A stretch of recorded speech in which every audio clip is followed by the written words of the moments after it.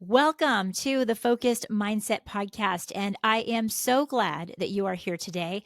You are about to hear a conversation that I had with a physician who is a TEDx speaker who is amazing. I'm talking about Dr. Ravi Iyer, and you can listen to his TED Talk on the power of intentional focus. It talks about so much of the same stuff that we talk about on this podcast.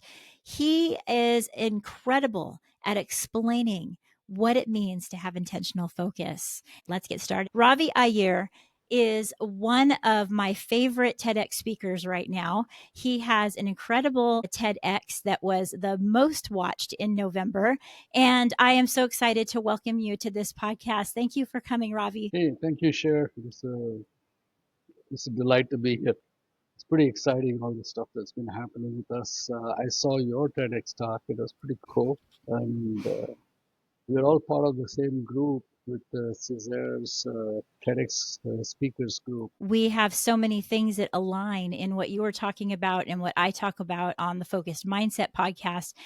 The group that you're mentioning, we're able to have the pleasure of being a part of a group that practices together and watches Yeah, our raw material before it gets out there. So it makes us even more proud, about our hard yeah, work. yeah, So, yeah. first of all, I want to talk about your journey. So, your journey to the TED stage was inspiring. When did you first decide that maybe this was something that you wanted to do? December 2023 is when, well, I'll take that back. I I wanted to do a TED talk way back. I remember watching Jill Bolte Taylor's talk Oh, wow. back in the 2000s, and I that wowed me, and I said, you know what, I want to do a TED talk like that one day, Wow, it got in your and heart. that was, and then life gets in the way, and then you get busy doing so many other things, and then the next time I talked about doing a TED talk was in 2021. Okay. Uh, I was talking with somebody who was doing the marketing of my company. And I said, these are my goals. I want to do a TED Talk. And in 2023, I wrote my book called The Reaper's Dance, which is our clinic's journey through COVID. Mm, And I started coming on podcasts and talking about the book, talking about our journey through COVID. And then about 50, 60 podcasts later, I said, you know what? I think it's time for me to take our story to the TED stage. yes. And the goal initially was to talk about how we were able to empower people to handle the terror and the fear that overwhelmed the community during COVID, Wow. and how we were able to help them. But when I sat down with Caesar, he started saying that the real journey is your own journey with focus, and this was just one waypoint on the journey. So let's start with the real journey, and then we started working out the fleshing out the story. But it is amazing, like uh, every one of the TED speakers on the group, they all come out with their own stories, but when they articulate it, it is not really formed. And then Caesar and Stephen, they are able to extract that story and shape it into something that is far bigger than what was originally in your head. Yeah. And it makes a big difference. But it's still exactly what message needed to be said, amazingly. Right. Exactly, exactly. It's like the story is there. It's like there's a piece of marble and you start chipping it out and you have a rough form, and then the coaches, they start help show you how to chip it better, and until you have this masterpiece that comes out. Yeah. It's amazing. The process itself is a process of external and internal discovery. So it is an amazing journey for that. I love the way you uh, said that, external and internal discovery. I found that to be oh yeah, equally as true, because we yeah, don't realize when we have an idea and we want to do a talk, we don't sit down and say, I want to do an external and internal journey to be able to expand my mind, No, but it's what happens no, right through that whole process. not at all. Yeah, yeah, yeah, It's amazing. yeah. I can tell you for sure that that I identify completely with that whole thing that you're talking about, where there's an idea that gets in your mind, and originally first it starts like, oh, I wonder if that'll ever happen. I want to, and then it gets planted a little deeper, where it's like, I think I want to, and then you begin to like really take the steps to make it happen. How was the process of looking and finding the right location, putting the applications out No, there? I Was mean, that stressful for you at all, or was it like no big deal? it was the first time. So I started in December 2023, and then we were applying, and there was just rejection after rejection after rejection just coming along. And then that really gets to you Yeah. because you hear in the group, oh, congratulate so and so for landing their first talk, for landing their second talk. And and you're saying, my God, everyone's getting a second, third, and fourth talk, and I'm getting nothing but rejections. Like, That's it is great. so Love it. it is so unnerving, Yeah. and then suddenly, boom, I got one, then I got two. Congratulations, we accept you as a speaker. If you agree, let us know by, the email came on July 1st, and he said, let us know by July 5th. I said, absolutely, yes. And then I just went in, You're like, that's and a big yes. yeah, it's big. Yeah. And then, so when I was doing all this back in, I think April or May, Caesar did one of his Zoom conferences with Yeah, one of his Carrie, coaching, his group Carrie, coaching, right? yeah, no, he did it with Carrie Oberbrunner, Oh, how to make your one talk into 18 streams of income yes, or I something like remember that. that. So I listened to that talk, and I went back later and took notes, and I said that, you know what? The minute I got my talk, I started blogging about it. I Smart. started blogging. I started writing. So they were getting notifications of my journey, of my anxiety, the stuff The that I whole was thing. getting wrong, You're just the being whole thing. super Yeah. authentic about it, right? Just this is what it is. Basically, what I did was I got a I I reached out to my community, my tribe, and I said, "Hey, I'm going on this journey. Come along with me." Yeah. And I took them along this journey with me.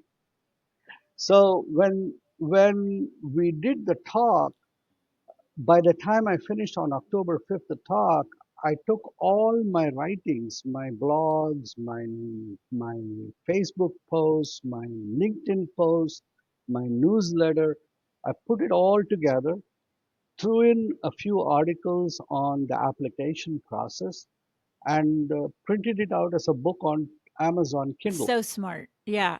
All I right. love that. And then I turned around and I sent free digital copies of the book with the inside cover had a clear statement that you are free to redistribute this digital copy of the book to anyone you choose, uh, with the only request that you also share the link to the talk. Nice. That is so smart. I love So, this. so, so what happened was everyone in my high school, the high school that I graduated 40 years ago, well, the principal they had a watch party in the That auditorium is with for that's 5,000 that's students so sat cool. and watched my TED talk. And they they downloaded the digital book and the talk, and they shared it all over India. Oh my gosh. As of today, my talk has been watched to, today is what? Today is the Right. 15th. My talk came out November Yeah. 14th. So exactly 30 days ago. It's been watched 606,000 That's times. straight up unbelievable. I mean, straight up mind-blowing In unbelievable. in in 30 days, 606,000 views, over 30K likes, somewhere close to about 400 Yeah. comments. It's all over the Yeah. place. It's crazy. It's it's And it's a it's so exciting. It's so exciting to watch something like that because if you ask me, like you just pinpointed something amazing, going from all of those no's and all of those people that chose to Yeah, say no to you, right? And you had to find that, well, also to trust the people that you worked with and keep on the journey to being in a place where you put your ideas into practice. You didn't just listen to that. You said, okay, I'm going to get my community involved. I'm going to send the link. I'm going to yeah, put the book yeah. on Amazon.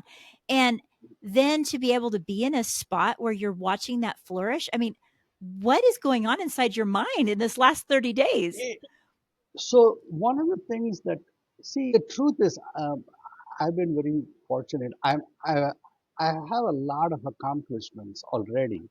But no matter how good you are, there's always that little imposter saying that, can't be really You're this like, good. Yeah, yeah.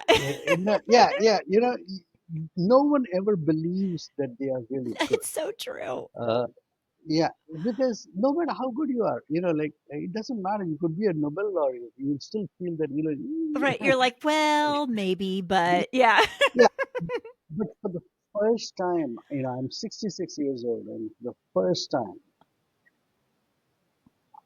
I was telling my brother the other day, I said, and he said, I'm so happy that you're getting all this coming your way.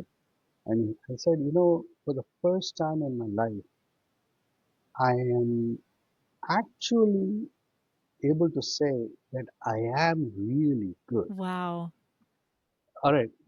And for the first time, I'm saying it without any bravado, without any bragging, just like the way light is light and dark is dark. Yeah, just There's like you would nothing, say the sky is blue, just like it is what it yeah, is. yeah. Yeah, it's And, beautiful.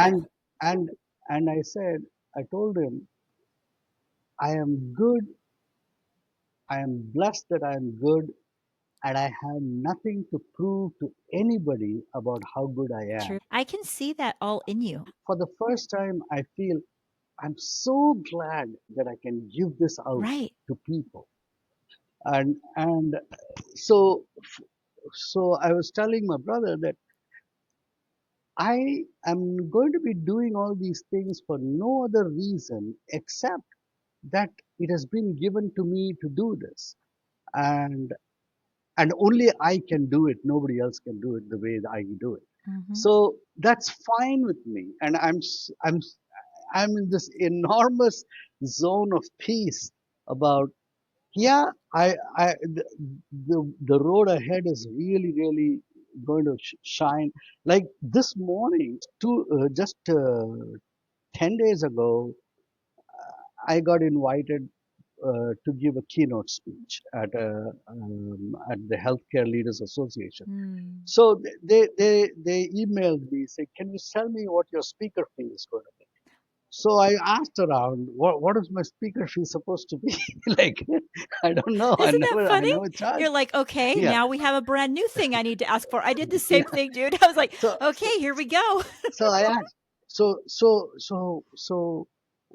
what they told me was, given your standing in the medical community and all the stuff you have done, and now that you have a viral TEDx talk has gone up to 500,000. At that time, it was 500,000 views.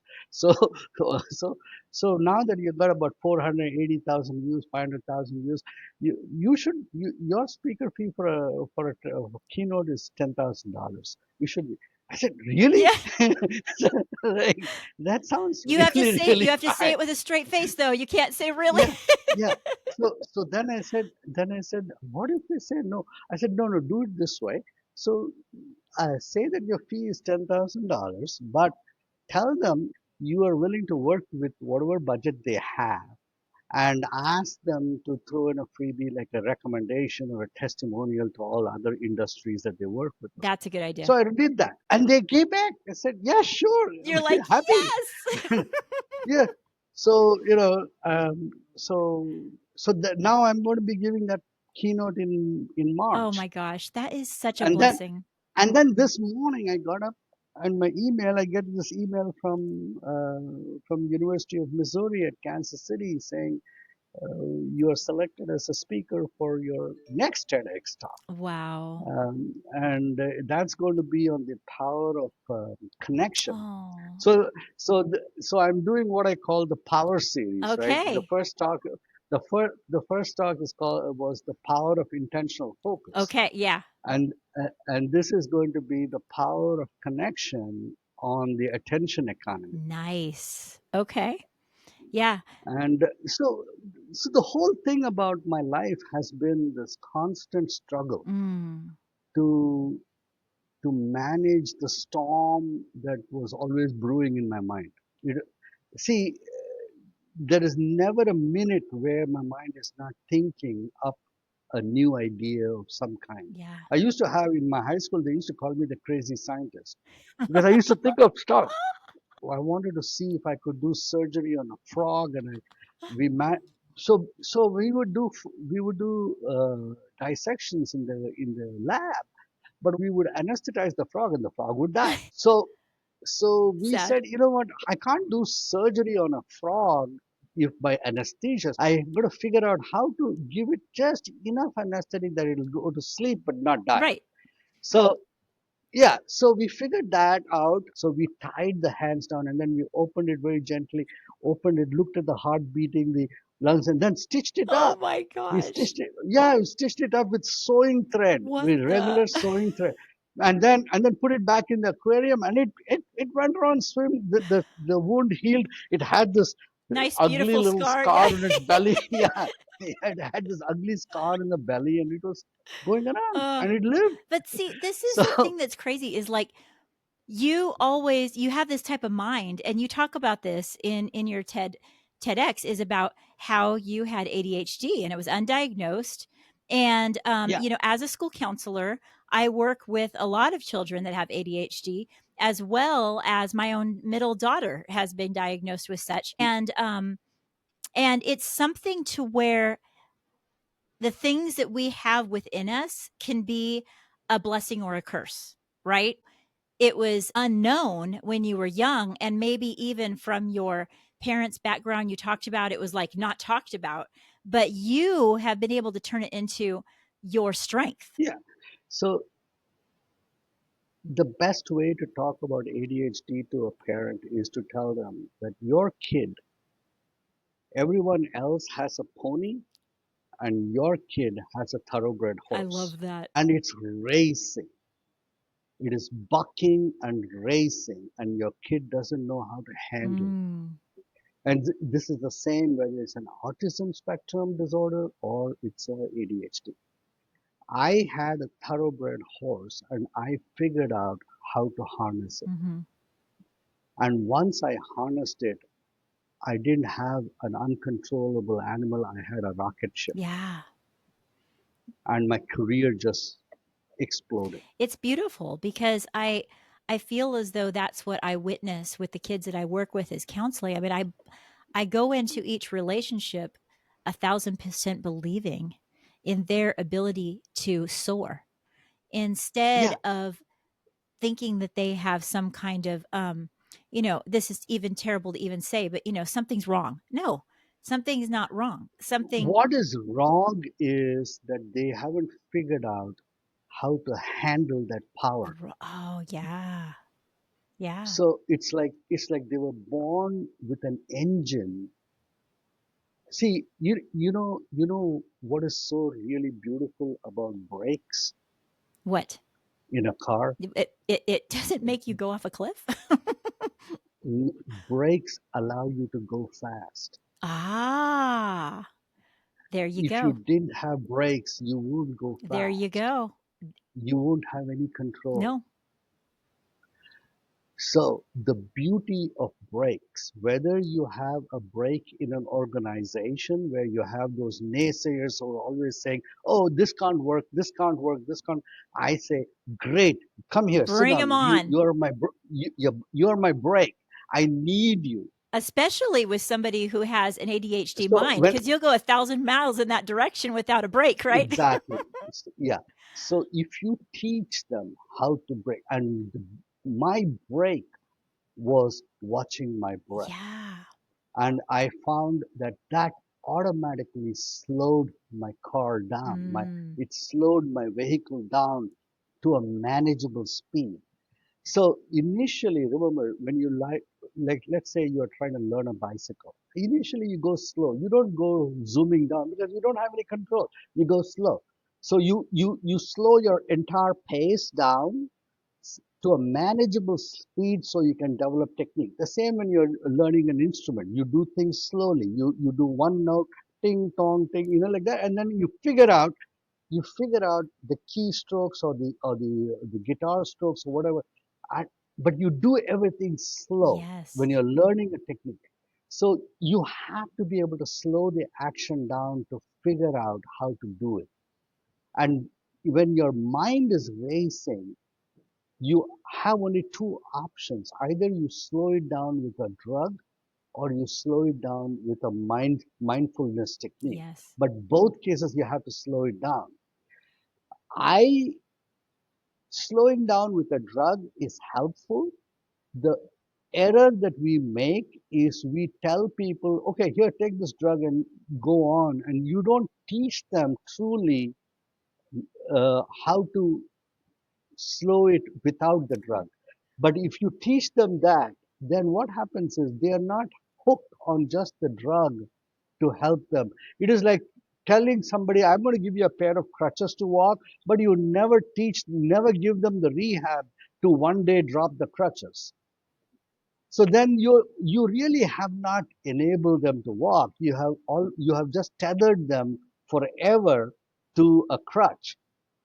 So what you really need in therapy is you combine drug for ADHD and you do therapy, you do mindful awareness therapy. There are now, since 2016, there are a bunch of papers that have shown that breath watching in ADHD children has dramatic improvement in their ability to focus.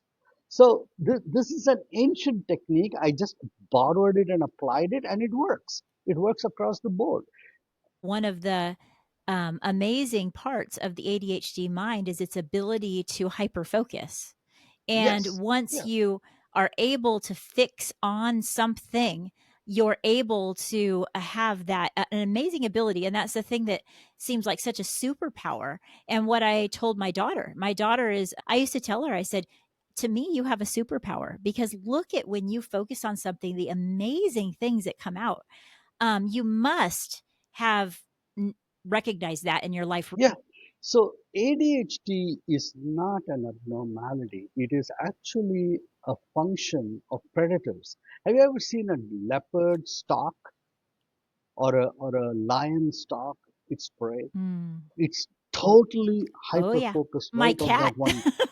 Your cat, it'll be you can drop a vessel, boom, and it won't Oh, budge, and no. it'll be targeted right on that mouse. That's right. So that is what I mean by, so that ability to hyper focus is a natural predator neuronal architecture. Mm.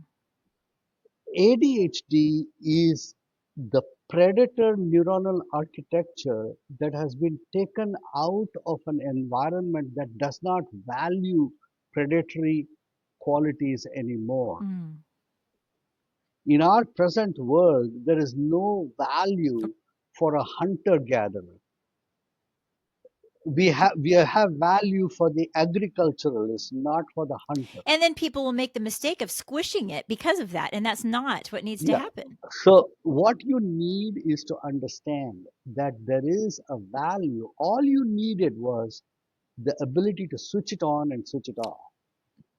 If you can find that, then like right now, I wrote my ability to hyper focus allowed me to churn out Road to the Red Dot book Mhm. in 60 days. Yeah. Yeah. All right. And now I'm working on my third book called Squirrels on My Brain. Um, how to convert neurodiverse superpowers into neuro-aligned super teams. That's beautiful. And I have 12 chapters and I've finished. You got to believe this. I started writing it after November 14th. Oh my goodness. Well, with all and of the hoopla, I I think you needed something to put your mind towards because everything and else I have finished 8 chapters. that's so And I don't spend much time. I spent 4 hours writing the first 6 chapters. I spent another 2 hours today writing all the way up to the eighth chapter. Now I'm not going to touch it for about the remainder of the week. Then next week I will start on Friday night. I'll spend about 2 hours in the night. I'll spend about 3 hours in the morning. You know, when I write when my wife is asleep yeah, because I can't just take myself away from her. So what I do is I I wait for her to go to bed, then I'll sit and I'll type 2 hours. yeah, Then I'll switch off. Then I'll get up at 4 in the morning and put in 3 hours of work of seven, then go have a shower and go to work. yeah, Something like that. So that's how I do it. The ability to switch it on and switch it off on tap. And people ask me, do you have writer's block? I don't have writer's block.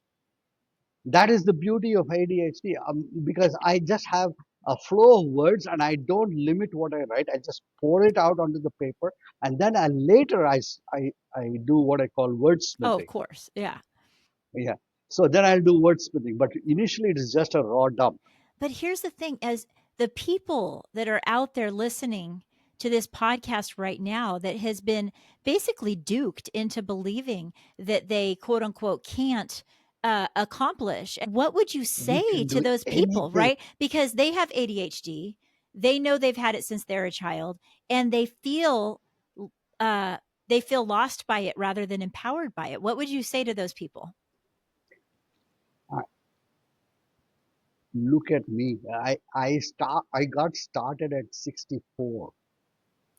I got started at 64. I started a company at 60. Mm, Until then, I really did not even begin to believe that I was capable. I thought I was, that other people had their, stuff together.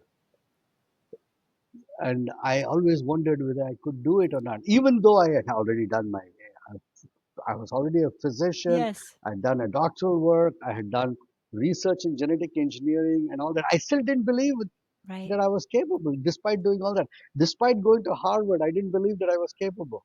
Can you believe that? Despite being a chairman of the Department of Medicine, I didn't believe I was capable. I was a director of a But you hospice. were still plugging forward. I mean, that's the amazing part. I was plugging forward, ridden and plagued by self-doubt Wow. Wow. until finally I said, you know what? I'm going to stop not believing I can do it. I'll just do it, and Yeah. to hell with the rest of the world. And I stopped wanting to.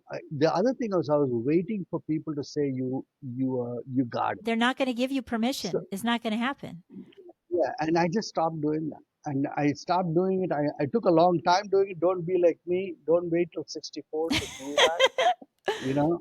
Let But you be an but now, inspiration that it doesn't matter what age you're at or how many struggles you've had in your mindset in the past, you can do it now, right? yeah, yeah, That's yep, beautiful. I mean, that's inspiring to me. Life is a journey, and everyone needs to go and listen to your TEDx as they're listening to this conversation. Take a minute to bounce and look at the show notes and listen to it because you talk about the fact that for the longest time you were thinking like, am I even going to go to medical school? Right? That's huge to think about. yeah, You didn't yeah. even, you were like, what's That happening? was Because a you got rough turned time. down by your first one, right? Like the one you really wanted to go Yeah. to. Yeah, I got selected for the Armed Forces Medical College in India.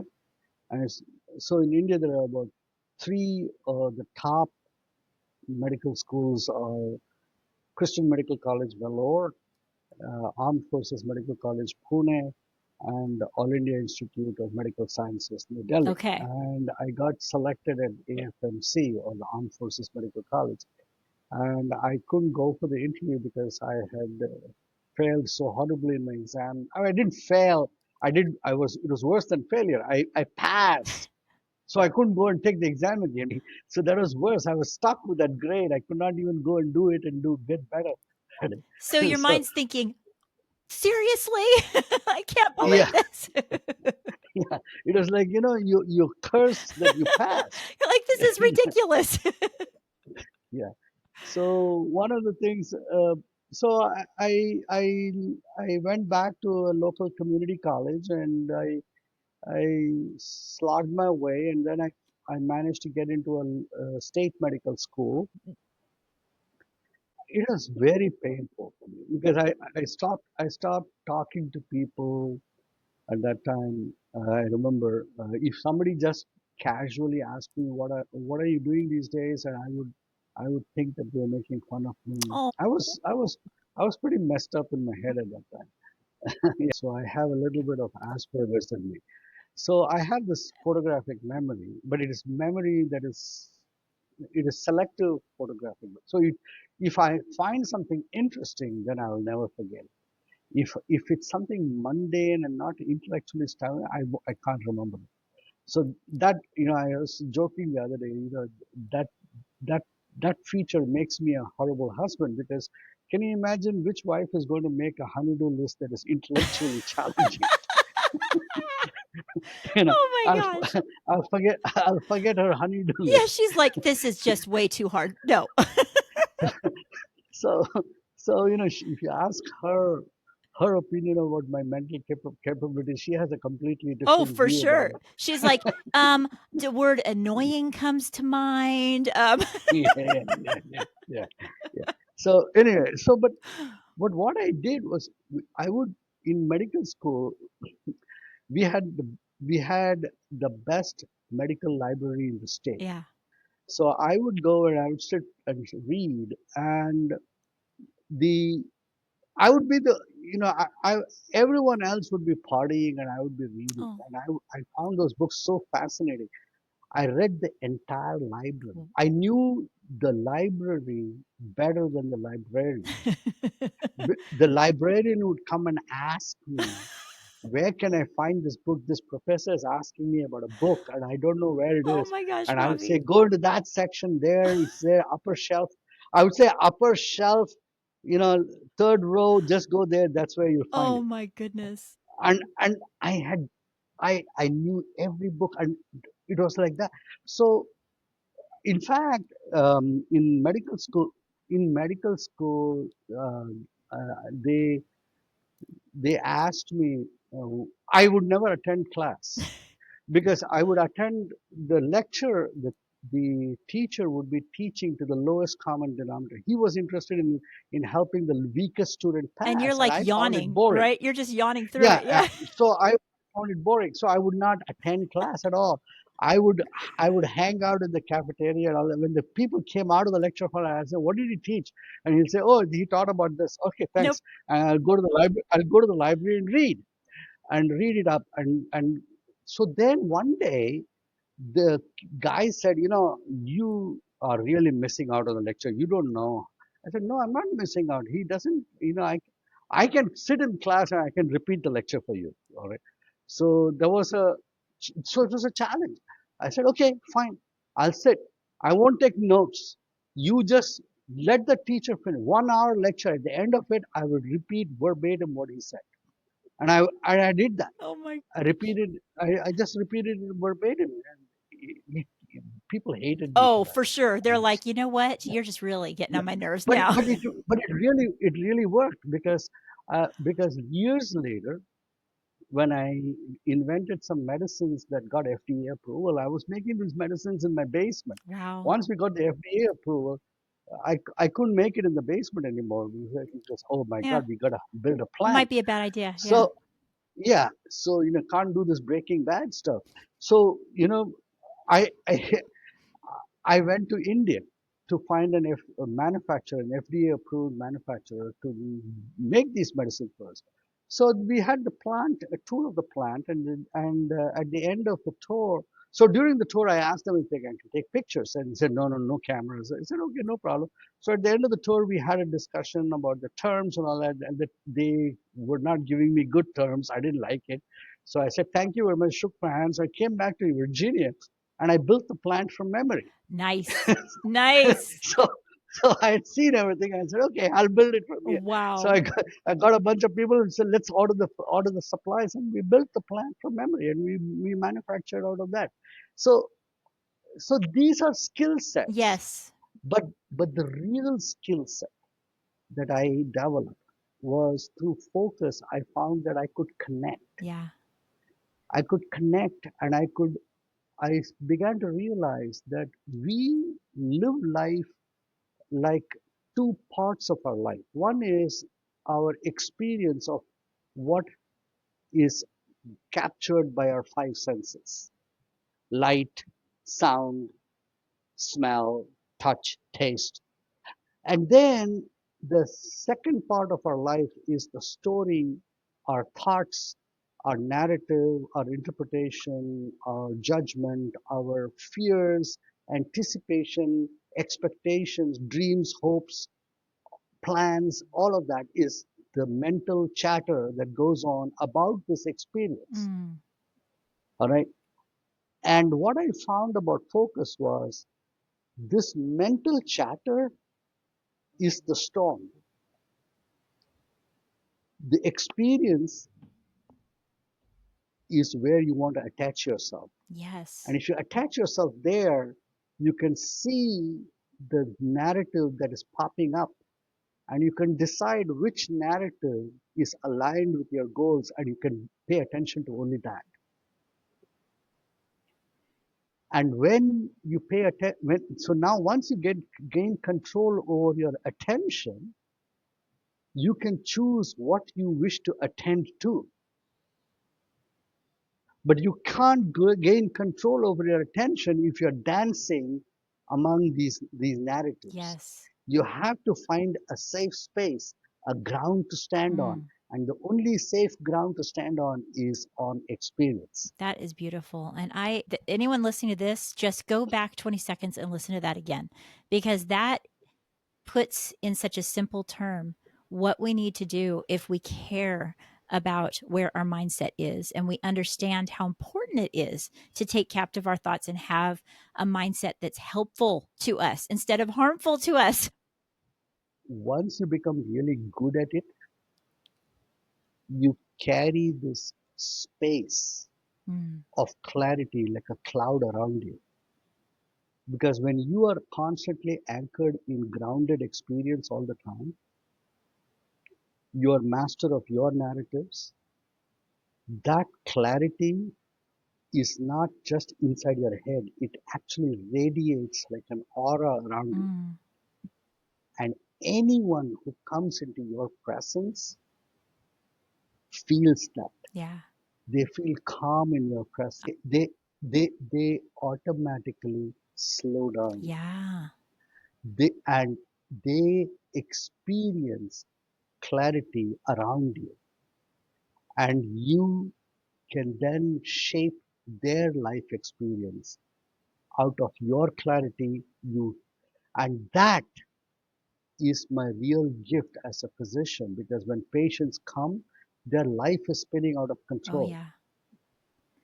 They either it's a disease or it's a tragedy that has struck or something of the sort. Hmm. Their life is no longer in their control. And in my presence, they experience sanctuary, safety, clarity. And because of that, I can show them what the next step, logical next step is that will set them free. And they can hear you because they're in Yes, that peaceful space. this is the real power. Yeah. This is what I call the power of connection. That's beautiful. And that comes only when you have focus. Right.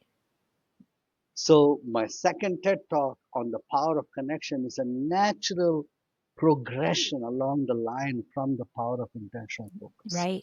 Oh my gosh, I am so excited. I can't wait until I hear that one. I'm so excited that we got this preview. I feel like we got a little inside scoop. I'm like feeling super excited. I feel as though we just got started. I hope that you're able to come on our podcast again when you're to continue to share this journey of focus. Um, do you have any last minute thoughts for those listeners that just are still in that Believe in space? yourself. Mm. The being of human being. is immensely powerful. And more importantly, the being of human beings is fundamentally good. There is no deceit there. There is no hidden agenda. And it is entirely focused only on connection and embracing life. Mm. And when you are in that zone, there is absolutely nothing wrong that would ever happen around you. Because why? Because all goodness lies in that place. Yeah. That's all. Yeah, that's right. There's nothing wrong that can happen. That's right. Like, the word of Psalm 28, the Psalm of David. Mm-hmm. The Lord is my shepherd, and I shall not want. That is the space of being. That is the space of focus. Right. That is the space of connection. That rings true to my spirit. And I'm so thankful that you shared that with me right now, let alone the listeners. I appreciate you because that's what we need to hear. I mean, for now, right now, as we're starting, everyone's starting a journey in their life. And I think the power of them believing in themselves and looking at your example in your 60s is more than inspiring. It's really, I don't even have a word for it. It's just so super duper cool. I love it. It is. It is cool. It is cool. So you guys got to go hit the Yeah. internet, watch the YouTube, pick up your book. What's your book called? What's your book title? The most recent one about TEDx. Road to the red dot. Road to the Red Dot on How to Amazon. land.